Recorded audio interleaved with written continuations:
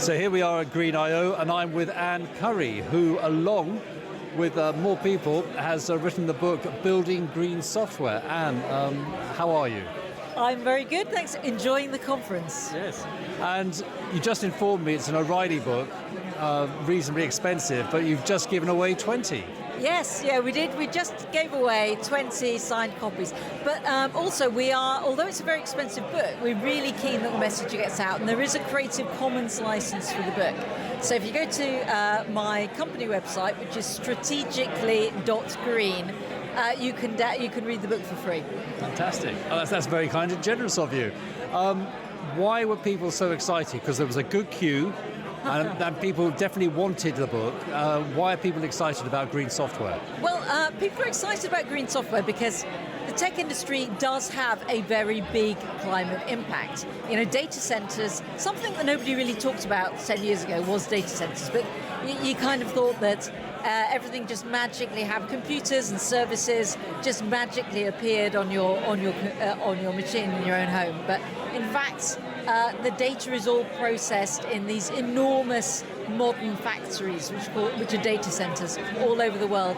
And data centers use about 2% of the world's electricity, which means they're broadly around 2% of the world's climate impact.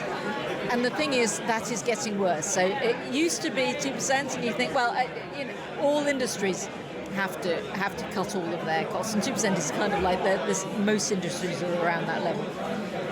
But data centers are really growing because of AI. I mean, we all love ChatGPT. We love ChatGPT, but unfortunately, that's ChatGPT and all its chatbot friends. They're not free, so they require even more data centers to be built. So we need to come up with a scheme whereby the data centers don't contribute to climate change. It's incredibly important. But there's also software is everywhere. We don't realise there's software on our phones, they're in our, obviously, computers, and possibly, definitely in our cars as well. You know, to be a car technician these days means you need a laptop more than a toolbox. And something I remember about, let's say, certain operating systems, they began being known as bloatware.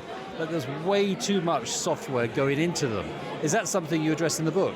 We do, yes.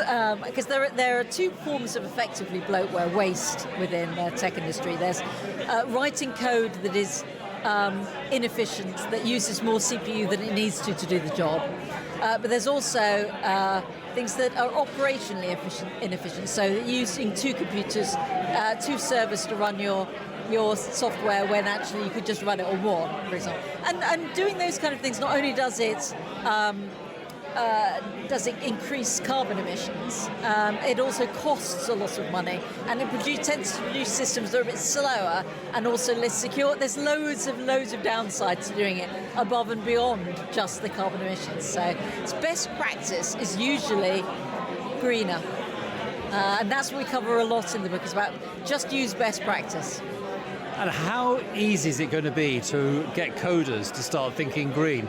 And I ask that because actually I just met a couple over there, Anna and her colleague, and the colleague was trying to make her to go green and not really succeeding. So what's your advice to a company that's got coders and you want them to go a bit greener? Well, for most companies, the best thing they can do is just try and cut their costs in their own data centers. That's a really good proxy. For most companies, this is the best proxy that you'll ever find.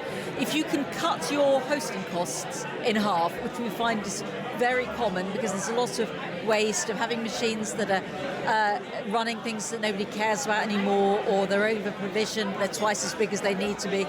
Just go and look at all of your machines and all of your software and say, am I over-provisioning on this? Can I cut my hosting costs? Aim to cut your hosting cost in half, and everyone will be happy. The planet will be happy, your boss will be happy, everybody will be happy. Well, it sounds like a happy read. That's our kind of key. If you do one thing after reading our book, we want you to save half of your hosting costs.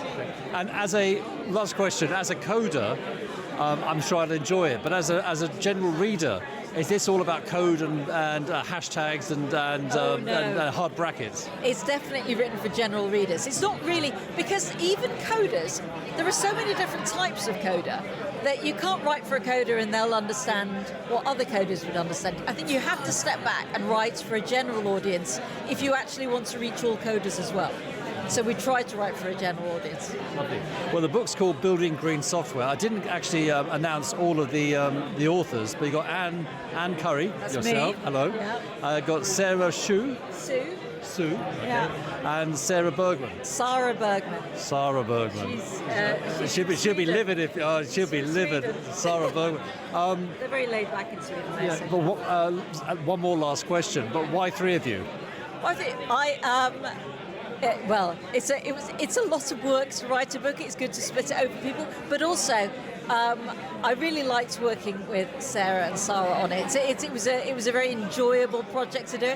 But also, Sarah and Sarah are a lot younger than me, and sometimes I think you need to get a more youthful perspective in these things. You can't just write, veteran to veteran. You actually have to include the voices of the somewhat younger. You don't seem that old to me. But I suppose software is a young person's game, so I totally understand that. Well, Anne Curry, thank you very much for talking to us about building green software, available O'Reilly, but for free at your website, which is again? Strategically.green. Have a great conference. And thank you very much.